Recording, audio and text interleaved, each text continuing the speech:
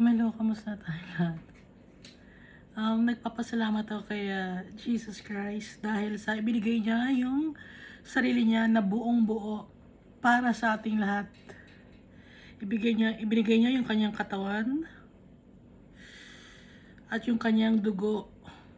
Wala siyang itinira para sa kanya. Lahat ibinigay niya sa atin. Ganun din si Almighty Father. So yung katawan ni Jesus, yun ang ating magiging kalakasan. Yung pagkabigyan niya ng kanyang katawan sa atin. Symbolically yun, yun ang ating magiging kalakasan. Magiging malakas tayo gaya ni Jesus Christ. At yung kanyang dugo, yun ang nagsisimbolize ng kapatawaran natin sa ating mga kasalanan. Doon tayo mapapatawad sa dugo ni Jesus Christ. Kaya magpasalamat tayo kay Jesus Christ. Dahil yung pinagdaanan niya, hindi yun na simple lang. Kung sa movie nakikita natin, simple lang ang pinagdaanan ni Jesus. Pero sa totoong buhay, hindi simple yung nangyari kay Jesus. Yung pinagdaanan niya.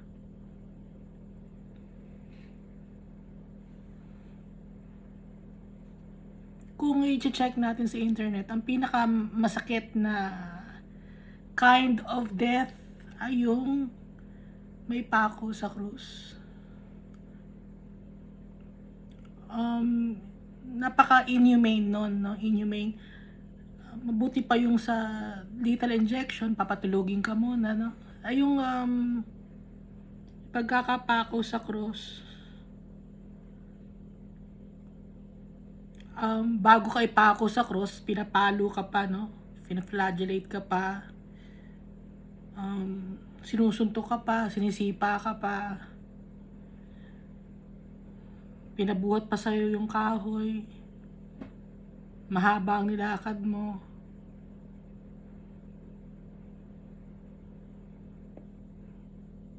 So yung sa movie na nakita natin, hindi pa yun, mas malala doon ang nangyari kay Jesus Christ. At para yun sa kapatawaran ng ating mga kasalanan.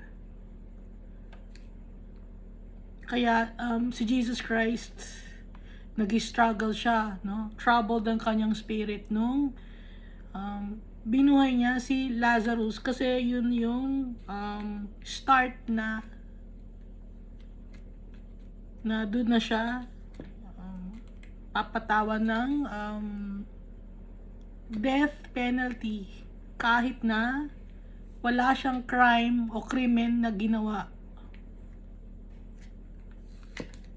So ituloy natin yung binabasa natin sa Mark chapter 14. Yung iba alam nyo na to, 'di ba? Mabuti naman alam nyo na.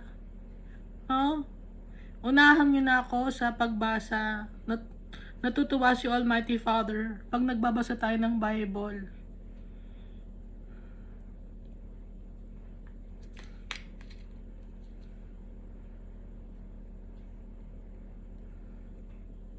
So, i-recap natin,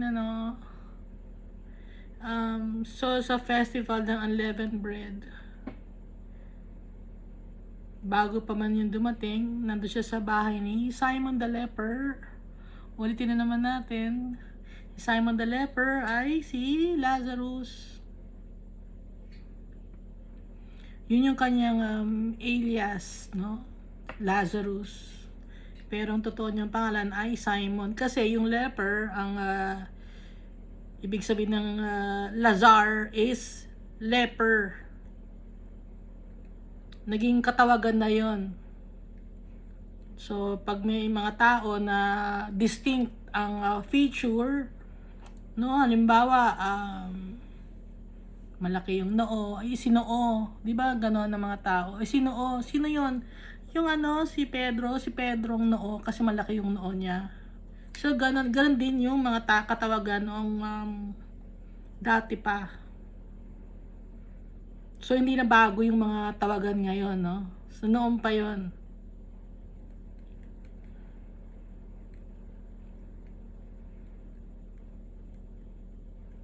At si Jesus ay binuhusan ni Mary ng nard oil or perfume na imported na nasa alabaster jar, na sinira yung alabaster jar para lumabas lahat yung oil or yung perfume.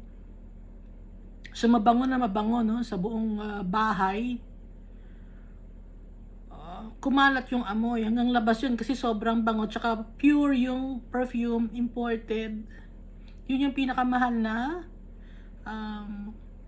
perfume. At saka yung alabaster, sinisimbolize din nun yung tomb, dahil sabi ni Jesus, in preparation for his burial, itong ginawa ni Mary. Kaya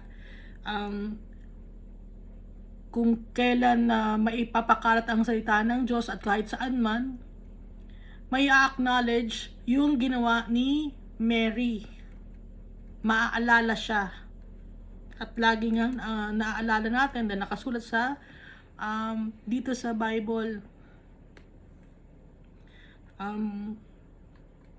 So nagtanim ng galit, no, si Judas kay Jesus dahil sa pinagsabihan ni Jesus na yung mga mahihirap lagi na yung kasama, pero ako ngayon lang hindi niyo na ako makakasama, sabi ni Jesus. So si Judas, nung sinabihan siya ng gano'n ni Jesus, nagtanim siya ng sama ng loob. At syempre mukha siyang pera, so nagpunta siya sa high priest, sa Sanhedrin, sa mga chief priest. Nakipag-usap siya, nakipag-appointment siya, nakipag-meeting, at tinanong niya sa mga sa Sanhedrin kung magkano ang ibabayad sa kanya, kung ibibigay niya sa kanila si Jesus. At ang sabi ay 30 pieces of silver. So $46,000 or $40,000 to $46,000 sa ngayon, no, na hindi naman ikakaiba ng buhay ni Judas yung ganong kalit na value ng pera, at madali lang maubos yun. At natuwa naman ang mga chief priests, mga Pharisees, dahil sa nakakuha sila ng kakampi sa loob ng grupo ni Jesus. At yun nga ay si Judas Iscariot. Kaya Iscariot kasi from Iscariot yata siya, no? Ganun kasi ang katawagan nun. So ang name niya is Judas, pero yung Iscariot, yun yung lugar kung saan siya nanggaling. Parang si Mary Magdalene. Si Mary, hindi niya apelido yung Magdalene. Yung Magdalene lang is place sa Magdala. So hindi natin alam kung ito si Mary na nagbigay ng oil kay Jesus sa ulo hanggang paa ni Jesus. Ginamit niya ang kanyang buhok sa paa ni Jesus para punasan. Hindi natin alam kung siya si Mary Magdalene. Kasi sa latter part lang naman binanggit yung pangalang Mary Magdalene. Kasi ang laging nababasa natin is Mary. Si Mary na kapatid ni Simon the leper or Lazarus. At nag-prepare sila ng Last Supper. No, yung prepare ng Last Supper, pinag-prepare ni Jesus ng Last Supper yung kanyang mga disciples na si Peter at saka si John, ang kanyang inutusan na pumunta sa isang lugar, sa bahay or sa bahay sa city ng Jerusalem, at may makikita sa isang lalaki ro na may dadalang jar.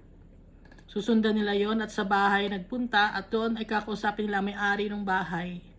At meron sa kanilang ibibigay na kwarto sa itaas ng bahay na fully furnished na para doon sila mag-celebrate ng Passover meal nila. So gabi ito nangyayari. Wala namang ilaw noong unang panahon, no? Nung panahon ni Jesus, wala pang mga kuryente. So, ang dadala nila lagi ay puro lamp. No? Baka akala nyo lagi may ilaw. Walang ilaw. Lamp ang daladala nila, no? Or siga. Suga. Ano ba yung tawag doon? Yung kahoy na may apoy. Siga, no? Nagsisiga ng apoy. No, yun. Hindi ko tinatanong kung hindi mo sumasagot. Basta ganon, na? Naintindihan niyo naman siguro yon yung, kunyari, ito yung kahoy, tapos ito yung apoy, nakadadala na lang ganon. Pero malayo, baka masunog sila. Nakaganon lang. Nakaganon. Na?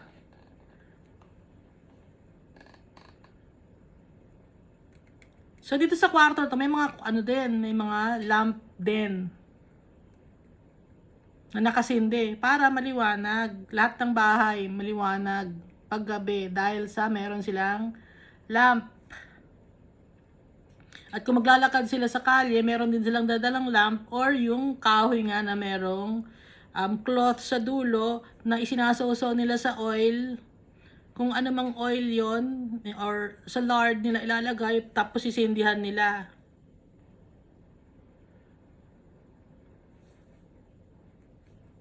So, nag-celebrate si Jesus sa isang kwarto sa taas, second floor ng bahay sa Jerusalem kasama ang mga disciples niya. Kasama rin dun si Judas. At nung nandun yung preparation na ng pagkain, no? May tinapay, may wine.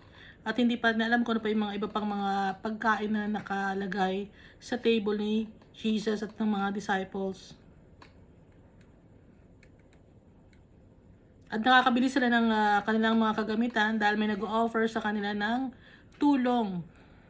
Hindi tithes ang binibigay sa kanila, kundi may nag-o-offer ng tulong na si Judas ang naghahawak ng supot or treasurer kasi si Judas, siya naghahawak ng lalagyan ng pera.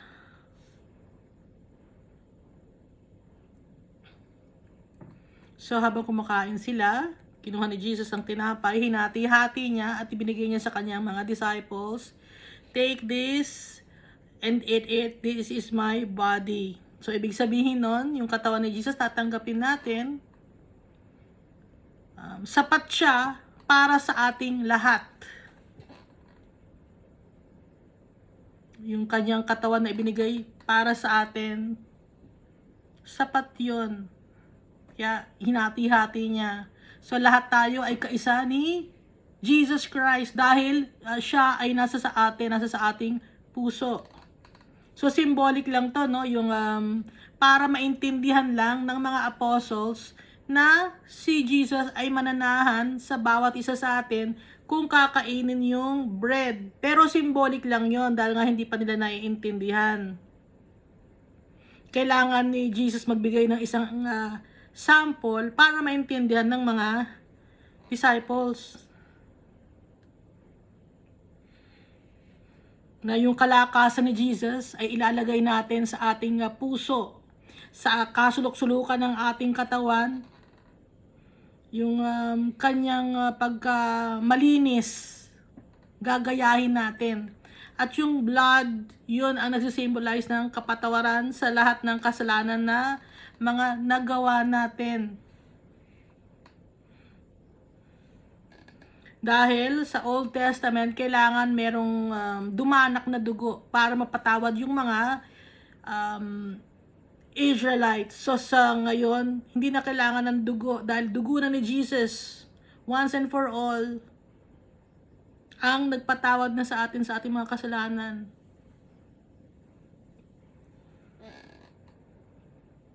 Wala na tayong dapat gawin pa dahil ginawa na lahat ni Jesus. So kung may gagaya man na magpapapako, kunyari, gagahin ko si Jesus, magpapapako ako, ganun ang sabihin ng tao, no? May mga gumagawa ng ganun. Bakit ka magpapapako? Malinis ka bang tao? Sasabihin naman, hindi, kaya nga ako magpapapako kasi nagsisisi ako sa kasalanan ko. Kung nagsisisi ka sa kasalanan mo, hindi ba sapat si Jesus para sa'yo? Na kailangan mo pang gumawa ng maipako ka? Gagahin mo pa yung ginawa ni Jesus? Hindi ba sapat si Jesus? Yung katawan niya at saka yung blood niya dumanak na kailangan gawin mo, gumawa ka pa ng way mo, na sarili mong way para mapatawad ka? So pag ganun, minamock natin si Jesus, akala ninyo binibigyan nyo ng pagpapahalaga si Jesus, minamock.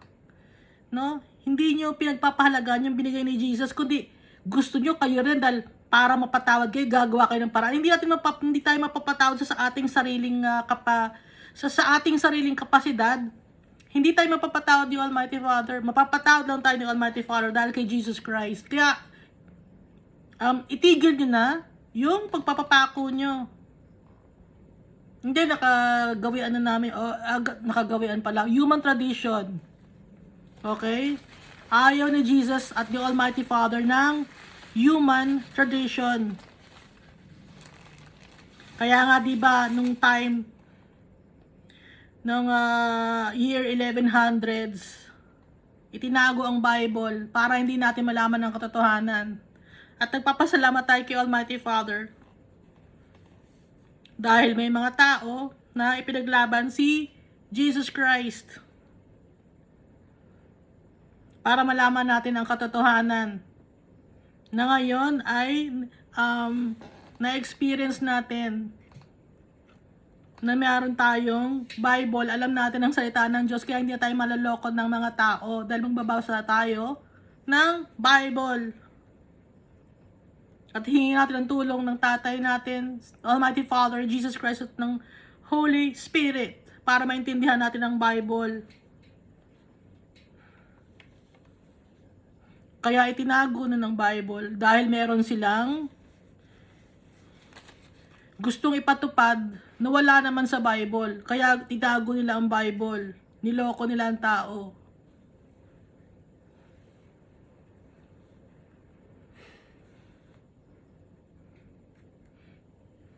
Pero ngayon alam na natin.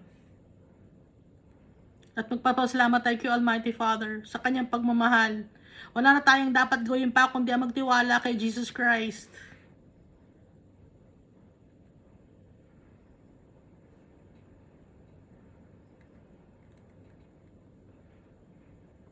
Dahil lahat tayo ay pantay-pantay sa tingin ni Almighty Father. Lahat tayo ay tinatawag niya para sa Great Feast. Hindi walang binibigyan ng importansya, kundi lahat tayo, mahirap, mayaman, kahit ano pa man, lahat tayo. Ang pinaka-importante pag-a-attend na tayo sa Great Feast ay nakasuot tayo ng tama, ng maayos. Yung damit pang Great Feast. Ano yung bang damit pang Great Feast? Yung damit na pang Great Banquet. Ano yon? Malinis dapat ang ating mga damit. Maayos. Ang damit na yon, sinisimbolize yon yung ating mga gawa. Kung malinis pa ang puso natin, malinis pa ang isip natin. Sinusunod ba natin si Almighty Father? Yun yun. Yun ang dapat nating damit na suot-suot. Dala-dala natin yung pangalan ni Jesus Christ. Yung gawa ni Jesus Christ.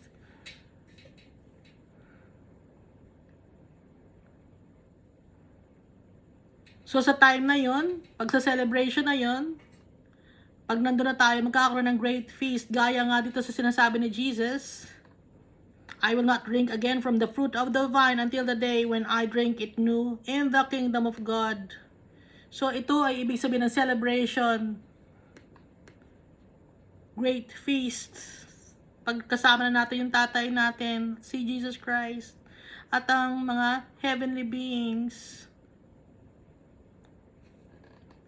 So balik na tayo na dito sa 26. When they had sung a hymn, they went out to Mount of Olives or Mount of Olives.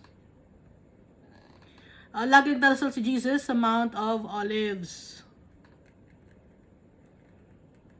So hindi natapos ni Judas yung Last Supper kasi sabi ni Jesus dun sa Book of John na sige gawin mo ito ang tinapay, dinidip ko, ibibigay ko kay Judas. O Judas, gawin mo na ang kailangan mong gawin. quickly. At simula na umalis na agad si Judas.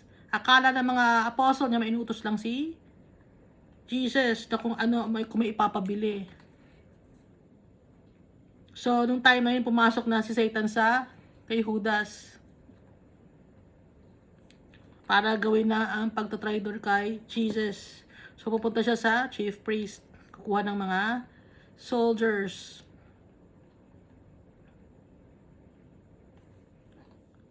So, dito nagpunta si Jesus sa Mount of Olives. No? Sabi ni Jesus, "You will all fall away," Jesus told them, "for it is written, I will strike the shepherd and the sheep will be scattered." Kakalat kayo lahat, maghihiwa-hiwalay kayo, dahil ako ay huhulihin. Ito ang ibig sabihin nun, at papatayin. "But after I have risen, I'll go ahead of you into Galilee." Pero pag nabuhay ako muli, pupunta ako sa inyo, mauna ako sa inyo sa Galilee. Sabi ni Peter declared, "Even if all fall away, I will not." "Truly I tell you," Jesus answered, "today, yes, tonight, bago pa man tumilaok ang manok ng 2 beses, i-disown mo ako ng 3 times, sabi ni Jesus.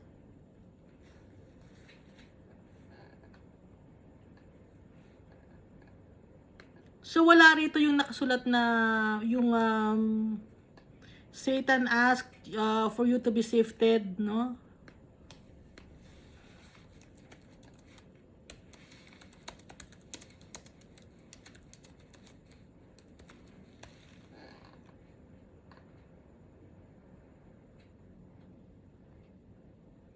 Na nasa Luke.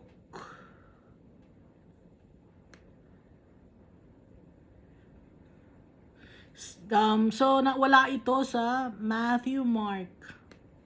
"Simon, Simon, Satan has asked to sift all of you as wheat." Sasalain kayo. Sabi ni Jesus, "But I prayed for you, Peter, that ano nga to? But I prayed for you, Peter,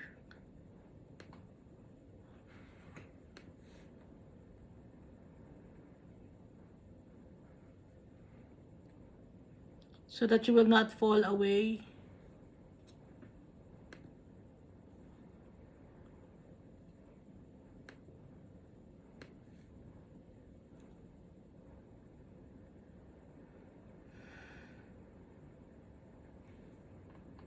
"Simon, Simon, Satan has asked to sift each of you like wheat.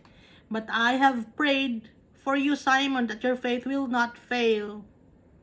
And when you have turned back, strengthen your brothers." Pagbalik mo, palakasin mo ang iyong mga kapatid. So, lahat sila ay masisift like wheat. So, nasa John chapter 13, nasa Mark chapter pero itong Simon, Simon, wala ito, no? Nasa Luke lang siya. Kaya sabi ni Peter, kahit napatayin siya, hindi niya i-disown si Jesus. "Even if I die, even if I have to die with you, I will never disown you." On all the others said the same.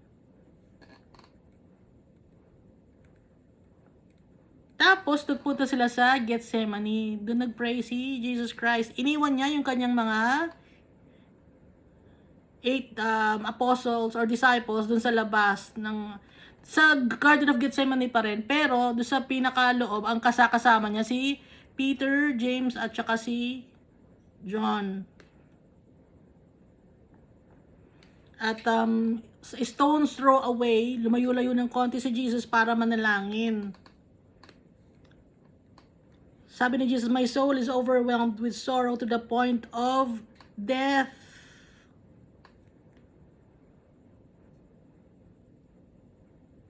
"My heart is breaking and with sadness." Sobrang lungkot ni Jesus.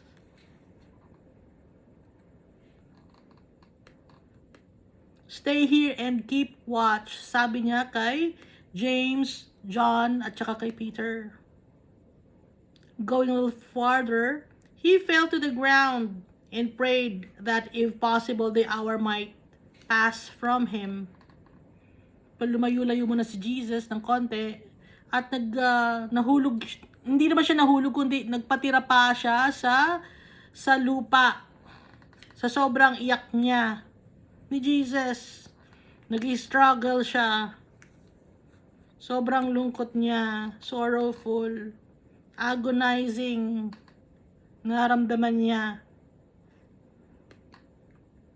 Ang pinagpipray niya, Abba, Father, he said, everything is possible for you. Take this cup from me, yet not what I will, but what you will. Kung ano ang kagustuhan mo. Pero kung pwede matanggal sa akin itong dadanasin ko, pero hindi ang kagustuhan ko. Ang kagusto mo pa rin ang masunod, Almighty Father, sabi ni Jesus. And then he returned to his disciples and found them sleeping. Simon, he said to Peter, are you sleeping? Or are you asleep? Couldn't you keep watch for an hour? Watch and pray so that you will not fall into temptation. The spirit is willing, but the flesh is weak. Alam ni Jesus na willing yung kanyang mga disciples na magbantay. Bakit kailangan magbantay? Kailangan na magbantay ng mga disciples na tatlo para may witness kung ano man ang mangyayari kay Jesus. At yung witness ay may kukwento sa mga tao gaya natin na ilagay dito sa gospel kung ano ang nangyari.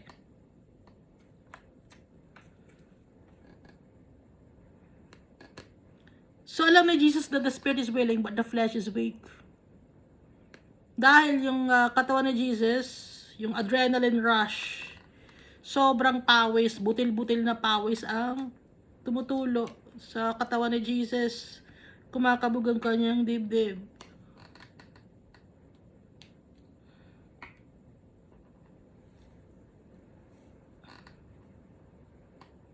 Once more he went away and prayed the same thing. When he came back, he again found them sleeping because their eyes were heavy.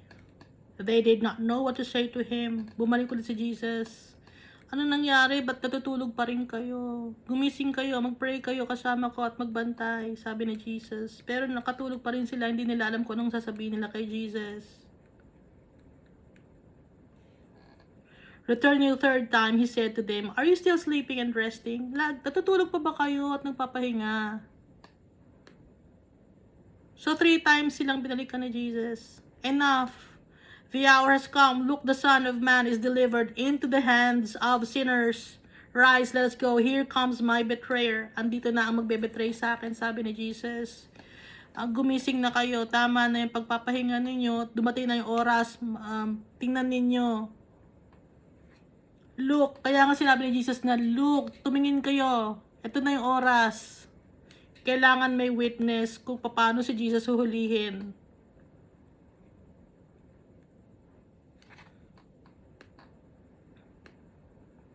So sa labas may nagbabantay na 8 na disciples, no? Doon lang sila nakaupo. Pero sa loob ng bandang looban na kasama ni Jesus sa Garden of Gethsemane, nandun yung tatlo, si Peter, James at saka si John. So nung dumating na yung mga soldiers, nagkagulo na. Dumapit na rin yung mga 8 disciples. So, madami ng kasama si Jesus, pati yung mga soldiers, tsaka si Judas. Just as he was speaking, Judas, one of the 12, appeared. With him was a crowd armed with swords and clubs sent from the chief priests, the teachers of the law, and the elders. So may daladalang mga espada at saka kahoy na pamalo. Yung mga huhuli kay Jesus Christ.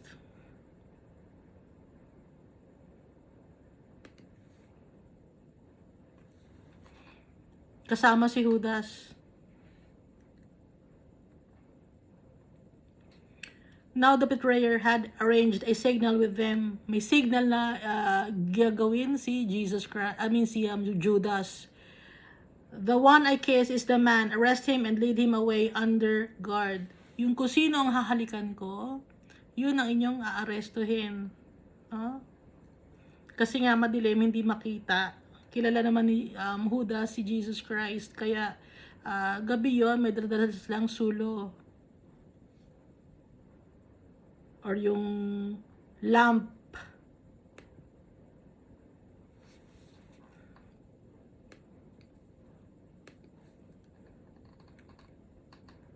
Going at once to Jesus, Judas said, "Rabbi," and kissed him. So hinalikan ni Judas si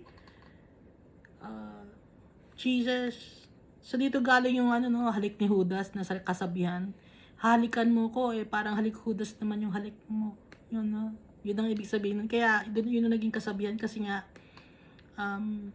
trinidor ni Judas si Jesus with a kiss sa pamamagitan ng halik. The man seized Jesus and arrested him. So, inaresto nila si Jesus. Then one of those standing near drew his sword and struck the servant of the high priest, cutting off his ear. So, nag-struck ng tenga ng kabag-anak ng high priest or servant ng high priest ay si Peter. Hindi lang dito pinangalanan, no? Pero sa ibang gospel, pinangalanan si Peter. Am I leading a rebellion? Jesus said, that you have come out with swords and clubs to capture me. Every day I was with you teaching in the temple courts, and you did not arrest me, but the scriptures must be fulfilled. And then everyone deserted him and fled. Nagtakbuhan na ang lahat. Sabi ni Jesus, nangunguna ba ako sa isang rebellion para hulihin ninyo ako? Araw-araw nandun ako sa synagogue, nagtuturo ako, hindi nyo ako hinuhuli. Bakit kailangan pa kayong may dadalang mga sword tsaka ng clubs? Bakit di nyo ko inaresto noon? Pero para mangyari kung ano man ang nasa scripture, ang prophecy ay dapat na matupad o mangyari.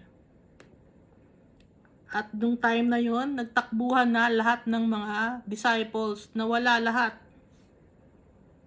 So hinuli si Jesus. Hindi na sinabi dito, no, kung itinali siya. Pero syempre, pag hinuli ka, pag ng mga itinatali ka. So Jesus, itinali siya. So tinutulak-tulak pa si Jesus. Nakakita naman kayo siguro ng mga hinuhuli, di ba? Pag hinuhuli, anong ginagawa ng mga nanguhuli, di ba? Binabatok-batukan, yung hinuli nila, tinutulak nila, sinusuntok nila,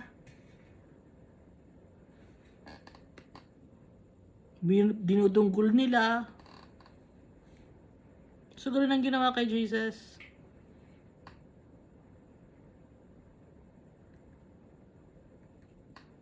Mag-isa lang siya. Nawala lahat ang mga disciples. Takot.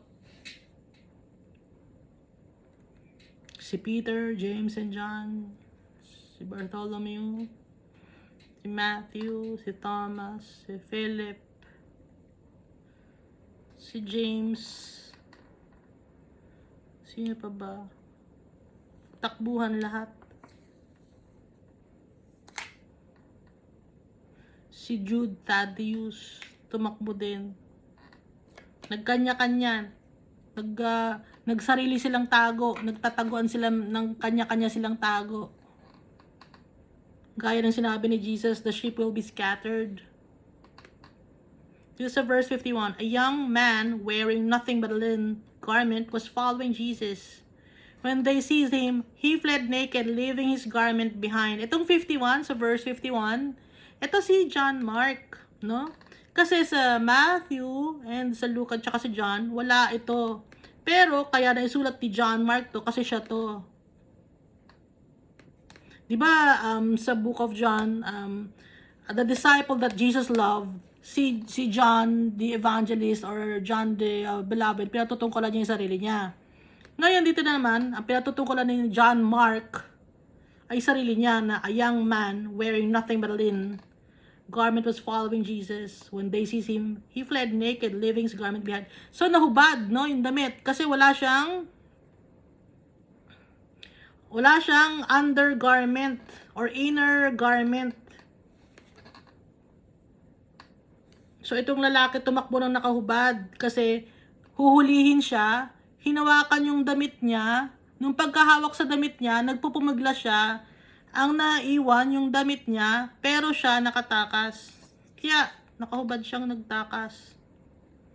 So si John Mark to, naalala ni John Mark yung nagawa niya. So habang sinusulat to ni John Mark, siya ay nagsisisi rin at nalulungkot sa mga nangyari, na sana niyakap niya si Jesus, sana hindi siya tumakbo. May mga ganong pagkakataon na naisip yung mga disciples.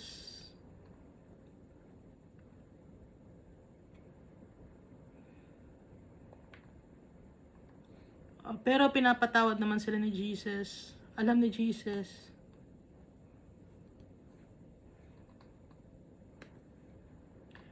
They took Jesus to the high priest, and all the chief priests, the elders, and the teachers of the law came together. Sa Sanhedrin, nag-usap-usap. Pinakita si Jesus sa mga tao. Peter followed him at a distance right into the courtyard of the high priest. There he sat with the guards and warmed himself at the fire. So meron dong bonfire, no? Doon siya umupo, si Peter. Kasama pa na ibang mga tao. Nakisalamuha siya, kunyari, nakikimiron, or kunyari, hindi niya kasama si Jesus. Nagbabantay lang siya. The chief priests and the whole Sanhedrin were looking for evidence against Jesus. Kumukuha ng ebidensya ang Sanhedrin against kay Jesus. Alam na nila ang ipapataw nila na parusa kay Jesus. Yun ay ang kapasarusahan ng kamatayan. Pero wala pa silang ebidensya. Naghahanap sila ng ebidensya para masabing legal yung pagkakapataw ng kamatayan kay Jesus. So walang hustisyang nakuha si Jesus. So kung may mga tao dyan na sabi walang hustisya, ang gagawin lang yung gaganti sila. Si Jesus, walang hustisyang nakuha.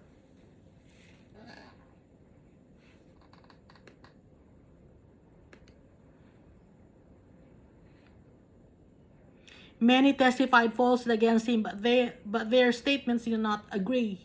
Marami ang nagte-testify ng mali against kay Jesus, no? Pero walang makitang valid na ebidensya sila. Then some stood up and gave this false testimony against him. We heard him say, I will destroy his temple, made with human hands, and in 3 days I'll build another, not made with hands. Sabi ng isang nagbibigay ng testimony na mali.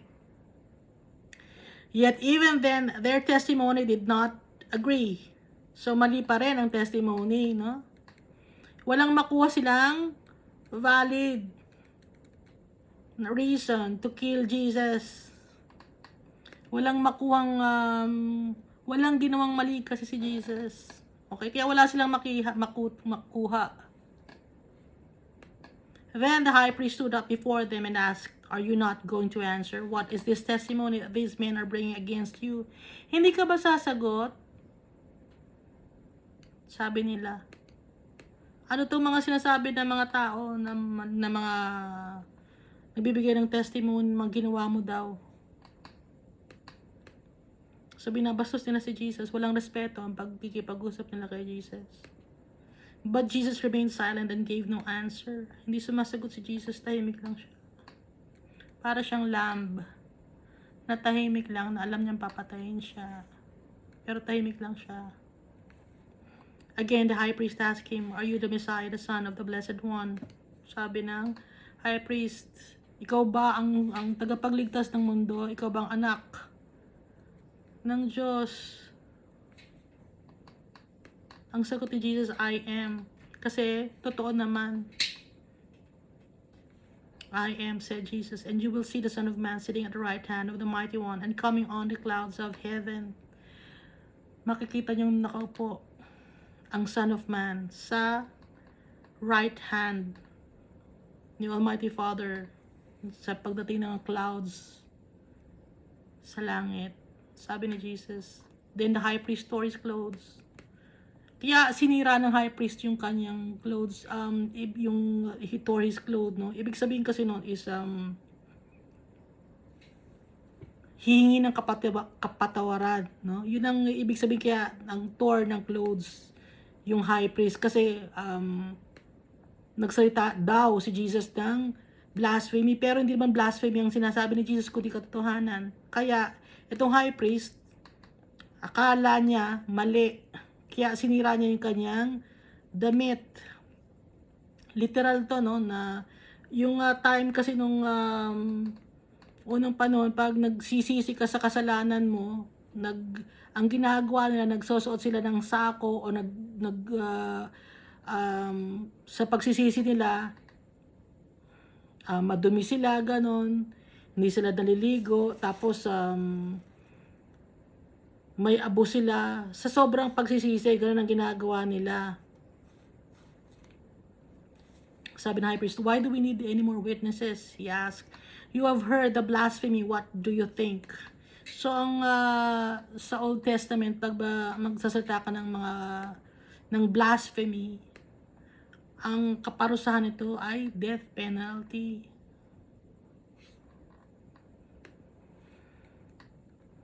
So, babatuhin ka ng bato ng mga tao pa hanggang sa mamatay ka. Pero, since Roman Empire ang namamayani o naghahari sa Jerusalem at sa buong Israel nung time na to, ang kanilang form of punishment sa kriminal pag death penalty ay ipapako sa cross, no? Pero pag mga Israelites, ang gagawin nila, babatuhin ka. Pero since Roman Empire, ipinapako.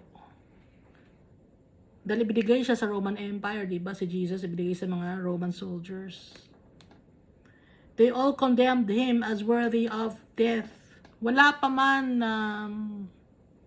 matibay na ebidensya. Hinatulan agad ng kamatayan, at nung makakakita sila ng pagkakataon, sinabihan nila na blasphemous yung sinabi ni Jesus. Kaya nakakita sila ng way para hatulan ng kamatayan si Jesus.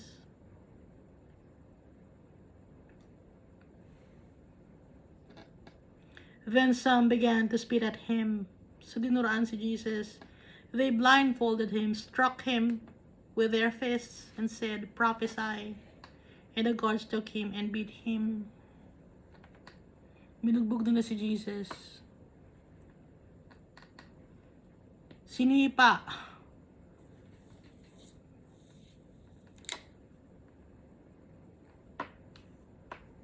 So, naka-blindfold si Jesus. Binubugbog.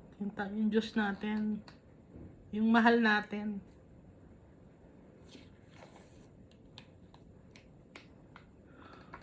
Hinayaan ni Almighty Father na mangyari para ipakita sa atin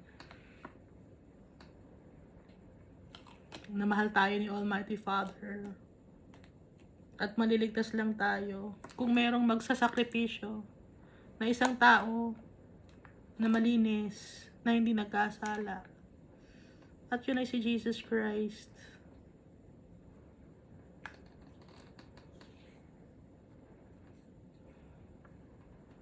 So, madaming dugo to. Kapag bubugbog kay Jesus, dumudugo yung bibig niya, yung mata niya, may black eye, yung ilong niya, baka kung napano na, dumudugo din. Binutukan siya, marami siyang sugat sa katawan, sinipa siya.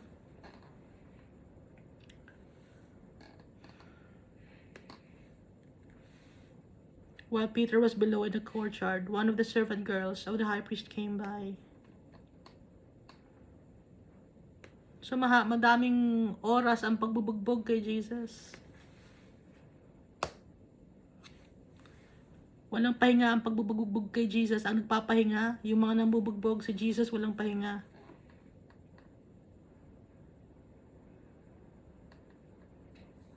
Si Peter naman nasa courtyard. May nakakita sa kanyang servant girl ng high priest, servidora ng high priest. When she saw Peter warming himself, she looked closely at him. You also were with that Nazarene Jesus. Kasama mo si Jesus, sabi ng servant girl ng high priest. Nakilala siya, but he denied it. Denied ni Peter. I don't know or understand what you're talking about, he said, and went out into the entryway. Lumabas ngayon si Peter para iwasan yung servant girl na nakakita sa kanya. When the servant girl saw him there, she said again to those standing around, this fellow is one of them. Again, he denied. So yung same, sa iba-ibang servant girl, no? Dalawang servant girl. Dito sa book of Mark, isang servant girl na nakita ulit si Peter. Siya rin yun, yung unang nakakita. Siya pa rin tong pangalawang nakakita. This fellow is one of them. Again, he denied.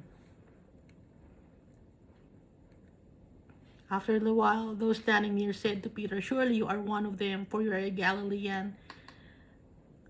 Alam nila na si Peter ay Galilean dahil sa kanyang accent. Meron siyang Galilean accent. Dininay din ni Peter. Nagsinungaling siya. He began to call down curses. Nagmura pa si Peter. And he swore to them, I don't know this man you're talking about. Hindi ko kilala yung lalaki na sinasabi niyo sa akin. So, dininay niya si Jesus 3 times. Nagsinungaling siya 3 times. So, ito yung sinasabi ni Jesus na, Simon, Simon, Satan has asked to sift each of you like wheat. But I prayed for you, Simon, that your faith will not fall. And when you have turned back, strengthen your brothers. Ito yun. Alam niya ni Jesus ang mangyayari. Lahat ng mga mangyayari, alam ni Jesus. A man, son of man, full of wisdom, very loving. Jesus. Immediately the rooster crowed and crowed the second time. 2 beses tumilaok yung manok. Then Peter remembered the word Jesus had spoken to him, before the rooster crows twice, you will disown me 3 times. And he broke down and wept. Umiyak si Peter. Nagsisi si Peter sa kanyang ginawa. Naalala niya yung sinabi ni Jesus na i-deny niya si Jesus ng 3 times. Bago pa man mag-crow or tumilaok yung rooster. Dito, 2 times ang pagtilaok ng manok. Sa Matthew, Luke, and John, isa lang yung tilaok ng manok. Walang binanggit kung ilang tilaok o kung ilang pagko-crow yung rooster.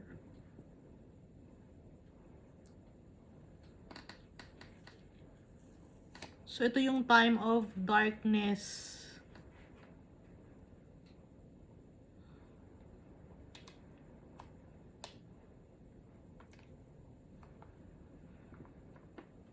So, gabi ito nangyari, no? Binubog si Jesus, walang pahinga. Yung huling kain niya, yung Last Supper. Yun na yung huling kain niya.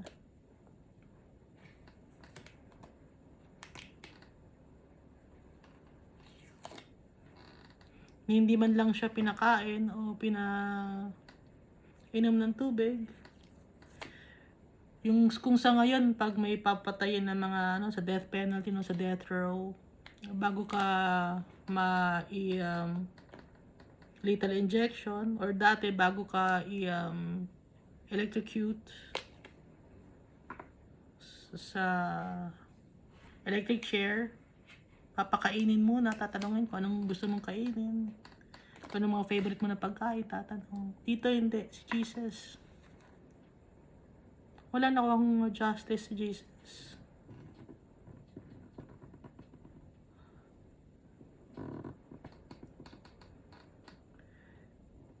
Malungkot din si Almighty Father nung time na to. Pero kailangan niyang i-allow na mangyari kay Jesus ang mga bagay na to, na dapat sana tayo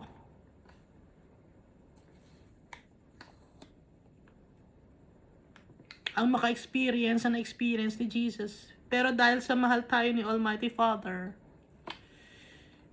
once and for all na lang, at yun ay si Jesus Christ, dahil siya lang ang karapat-dapat. Walang ibang karapat-dapat, siya lang ang malinis.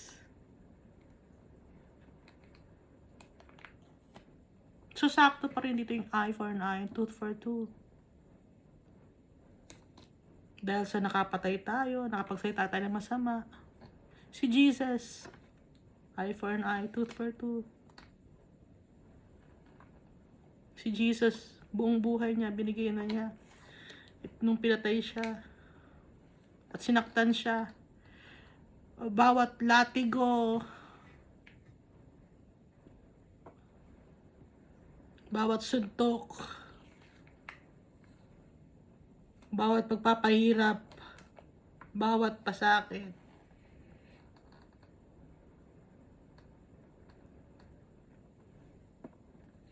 si Jesus Christ, Diyos natin. Nung time na to, si Satan masaya siya. Hindi niya alam yung plano ni Almighty Father. Kaya masaya si Satan nang binubugbog si Jesus. Nung sinasaktan si Jesus.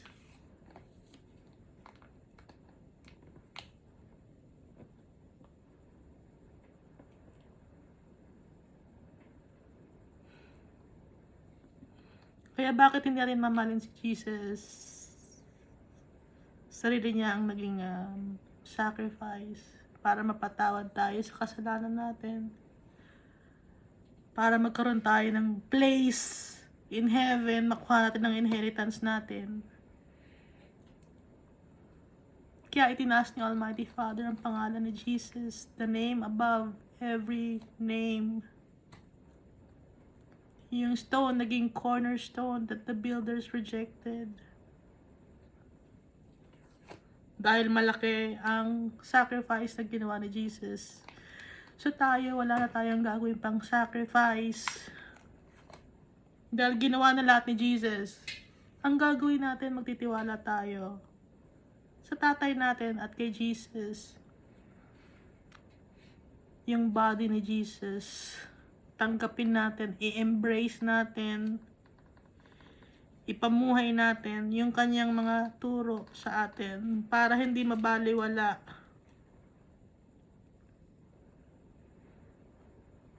yung kanyang paghihirap sa cross, yung kanyang blood na kaya tayo napatawad sa ating mga kasalanan. Hindi na natin wala na tayong iba pang dapat gawin. Hindi natin kailangan pang magpapako. Hindi na natin kailangan pang latiguhin natin ang sarili natin o saktan natin ang sarili natin.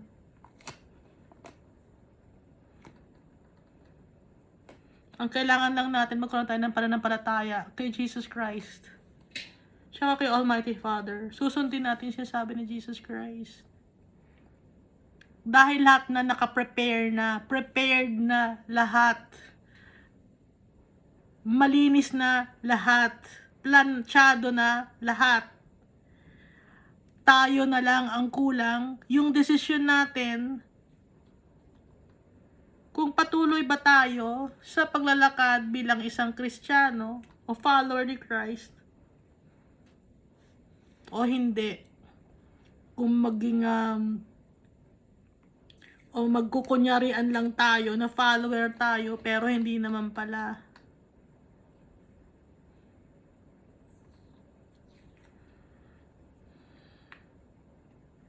Ang totoong follower ni Christ, ang tinatawag lang na pangalan ay si Jesus Christ at si Almighty Father. Yun ang totoong follower ni Christ. Pag marami kang tinatawag na pangalan, hindi ka follower ni Christ.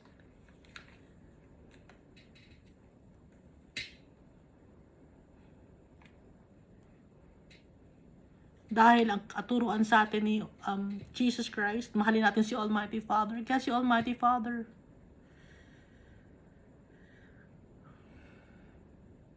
itinaas ni Almighty Father ang pangalan ni Jesus Christ at tinataas din naman ni Jesus Christ ang pangalan ni Almighty Father. At ipinadala sa atin ang Holy Spirit para tulungan tayo. Sana maintindihan natin.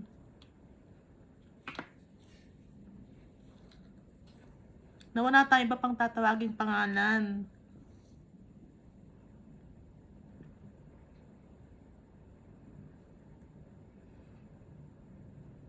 Pag nagtawag ka ng ibang pangalan, hindi ka follower ni Christ. Hindi angkop sa itinuturo ni Jesus Christ yung ginagawa mo. Kung hindi angkop sa tinuturo ni Jesus Christ yung ginagawa mo, anong tawag doon? Gawain nyo ng Antichrist.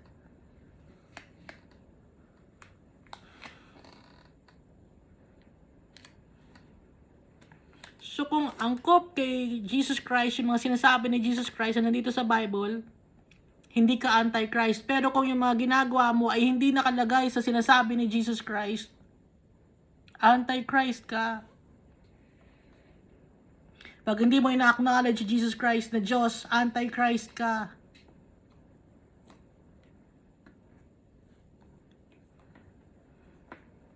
Hindi religion ang binigay sa atin ni Almighty Father at ni Jesus. Ang binigay sa atin ni Almighty Father at ni Jesus ay family. Ang tunay nating tirahan, ang tunay nating bahay. Yun ang binibigay sa atin ni Jesus Christ. Maging loyal tayo kay Jesus Christ at kay Almighty Father, hindi sa religion. Hindi sa mga Christian leaders ang magiging loyal ka. Hindi sa mga religious leaders ka magiging loyal.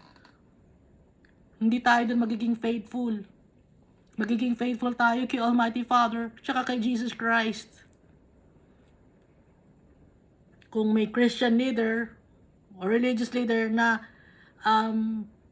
taliwas ang turo sa sinasabi sa Bible, bakit ka magiging faithful sa religious leader na yon o sa Christian leader na yon? Kung mali ang tinuturo, kung hindi angkop sa Bible ang tinuturo,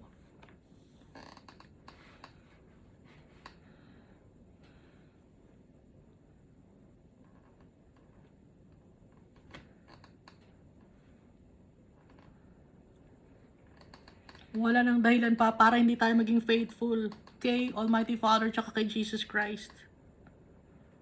Dahil lahat ginawa na ng tatay natin. Para sa atin. Ginawa na ni Jesus Christ ang lahat. Para sa atin.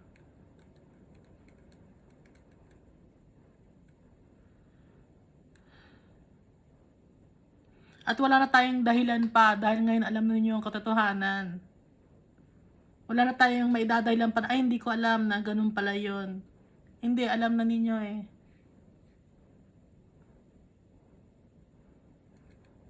Kaya wala tayong lusot pa na sabihin natin kay Jesus Christ, ay Lord, sorry, hindi namin alam na yun pala.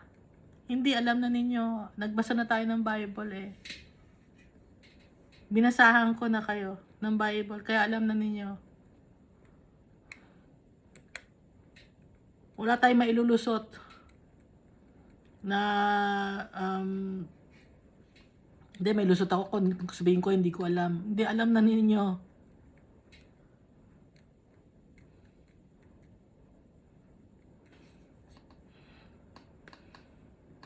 Yung pagmamahal ni Jesus Christ, inuulit ko, yung pagmamahal ni Almighty Father.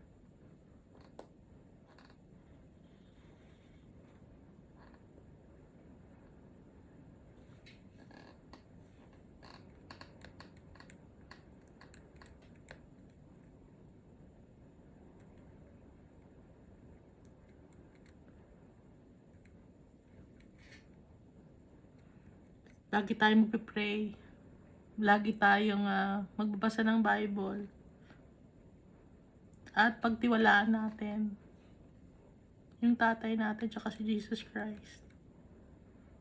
Yung plano nila sa atin. Para sa ikabubuti lahat natin. Ang mga ginawa ni Jesus Christ tsaka ni Almighty Father. Para sa atin. Hindi para sa kanila. Kasi okay na si Almighty Father tsaka si Jesus Christ. nasa maganda silang lugar. Tayo ang wala sa magandang lugar. Tayo ang nangangailangan ng tulong. Tayo ang nasa mundo na to na puno ng gawaing masama. At tatanggalin tayo dito ng tatay natin, tsaka ni Jesus Christ. Kaya lang tayo nasa mundong ito para dumanas ng trials and tribulations. Para malaman kung karapat dapat tayo bilang tawaging mga tunay na anak ng Diyos. Gaya ni Jesus Christ, dumanas siya ng trials and tribulations. Tayo pa kaya? Son of God, Son of Man, dumanas ng trials, tribulations, and temptations. Tayo pa kaya? Hindi tayo mas mataas kaysa sa master natin. Tinawag niyo tayong kaibigan. Lahat tayo, kaibigan ni Jesus Christ. Kahit na servant niya tayo, tinawag niya tayong kaibigan, tinanggap niya tayo, at mahal niya tayo.